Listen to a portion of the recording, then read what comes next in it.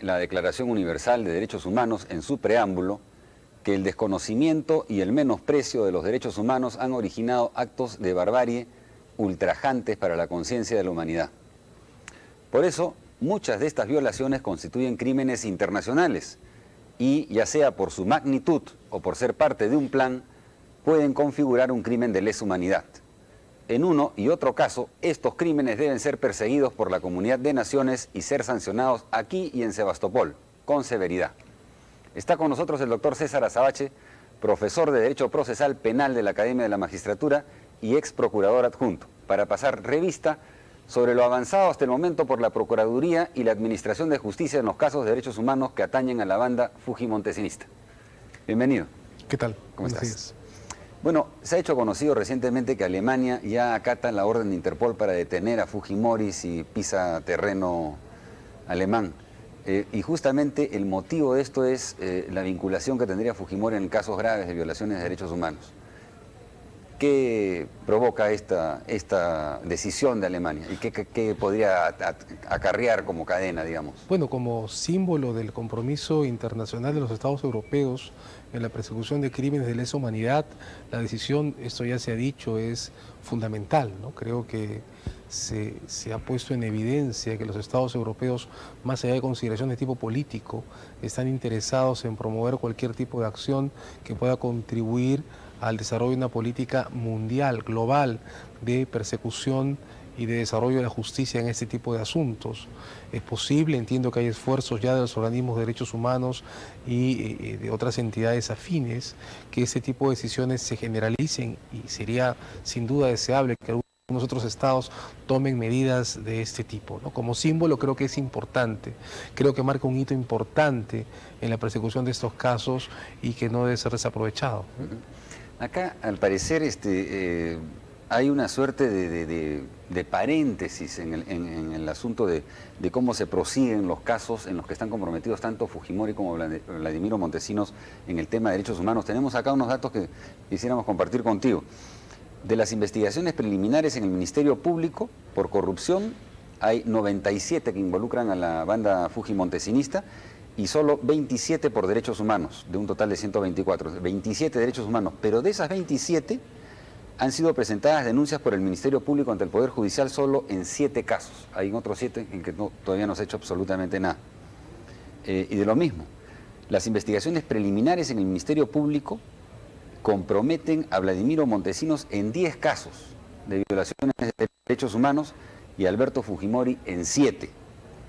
De esas, las que han sido presentadas por el Ministerio Público como denuncias ante el Poder Judicial, de las 10 de Vladimiro Montesinos solamente se han presentado 3 y de las 7 de Fujimori solamente 2. ¿Qué podríamos pensar? Hay varias reflexiones que compartir en esto, ¿no? La primera tiene que ver con la historia global del proceso de violaciones a los derechos humanos en el Perú. Si uno sigue el patrón a través de las estadísticas de desapariciones forzadas, por ejemplo, uno va a encontrar que las prácticas masivas en tanto tales, sin duda decayeron a partir del 90, ¿no? El patrón de violaciones a los derechos humanos a partir del 90, en el periodo de Fujimori, tiene otro perfil. Se trata de crímenes selectivos, menores en su cantidad, que es lo que se reportaron hasta el 90. Eso creo que da una primera idea sobre la desproporción entre casos de corrupción y casos de violaciones a los derechos humanos. Esto no hace que los crímenes de la época de Fujimori y Montesinos sean, por supuesto, leves ni menos graves, ¿no? Pero el patrón de conducta es distinto. Creo que las estadísticas de la propia Comisión de la Verdad sobre desapariciones forzadas y ejecuciones pueden poner en evidencia eso. Crímenes atroces, sumamente graves, pero menores en número que los que se registraron hasta el 90. De otro lado hay Tengo los datos justamente por acá sobre esta lista de desaparecidos, por ejemplo. La cifra es muy similar, un poco mayor en el periodo de Belaúnde, muy alta también en la época de García, pero un poco inferior.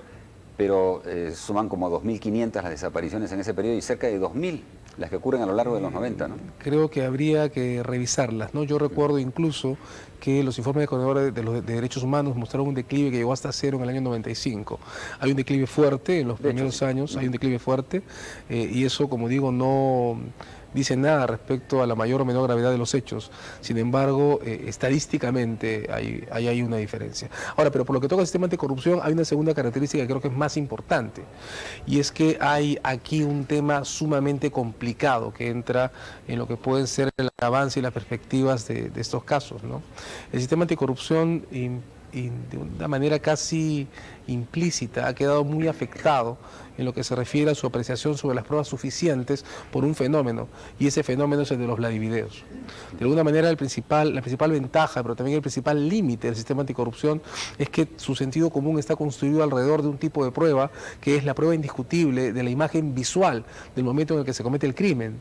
Hay cierta tendencia entonces, esto es un problema, sin duda, a desarrollar con mayor rapidez y con mayor profundidad aquellos casos que están vinculados de alguna manera a una imagen registrada en alguno de los videos que se expusieron. Los casos de derechos humanos no están dentro de ese conjunto. Y atención con esto, Hans, no pretendo que esto marque una diferencia legal o que esto haga una diferencia de sustancia entre unos casos y otros. Lo que marca es una cierta tendencia que crea el principal problema en lo que se refiere a estas investigaciones, y es que hay que trabajar con esquemas probatorios mucho más complejos que los que pueden usarse para los casos de corrupción. Bueno, acá hay otro adicional, digamos, un problema adicional que podríamos decir. Por ejemplo, la jueza Ana Magallanes ha encontrado con la dificultad, por ejemplo, con el caso de La Cantuta, por el fuero militar hay una sentencia exculpatoria de Vladimiro Montesinos, ¿no? Es absolutamente irregular, pero que tiene entrampado el proceso. Es el segundo punto que es también importante. Los casos de corrupción no tienen antecedentes judiciales. Los hechos se descubrieron a partir del 2000 y muchos de ellos, salvo los de narcotráfico, que son otros que también tienen problemas de este tipo, todos los demás han empezado a ser planteados judicialmente a partir del año 2000. La mayoría de ellos además se refieren a hechos que van entre el 98 y el 2000, de modo que ni siquiera hay problemas procesales vinculados a la prescripción u otros asuntos semejantes. En cambio, los principales crímenes a los derechos humanos tienen que enfrentar obstáculos generados por las propias acciones de impunidad que entre el 90 y el 95 se desarrollaron, especialmente en lo que se refiere a los casos Barrios Altos y La Cantuta, que además de ser los más serios del periodo, son los que también lograron reunir mayor cantidad de evidencias de los primeros momentos en que se plantearon las denuncias. Estos son casos, son crímenes graves que se cometen en la ciudad de Lima, donde la concentración de medios de comunicación y las posibilidades incluso de relación entre personas crea mayor cantidad de presión. Recuerda, Hans, que incluso dentro de esa etapa, que es una de las más fuertes del periodo de Fujimori, 90 a 93, se desarrollaron las investigaciones y los hallazgos de fosas de La Cantuta en Lima y en plena hegemonía incluso popular del régimen de Fujimori, y se logró que incluso esos casos llegaran a los tribunales de justicia. Había entonces mucha fuerza en esos procesos, pero fueron procesos que fueron concluidos, en algunos casos como el de Barrios Altos, a través de maniobras legales muy fuertes, como la ley de amnistía. En el caso de Barrios Altos, ya la Corte Interamericana de Derechos Humanos ha logrado provocar una remoción de esos impedimentos. Y claro que esa ley no se aplica en la Corte Suprema. Claro. Y la tiene consecuencia esta sentencia. Claro. Lo que parece que no ha quedado claro es que hay una segunda sentencia de la Corte sobre el caso de Barrios Altos.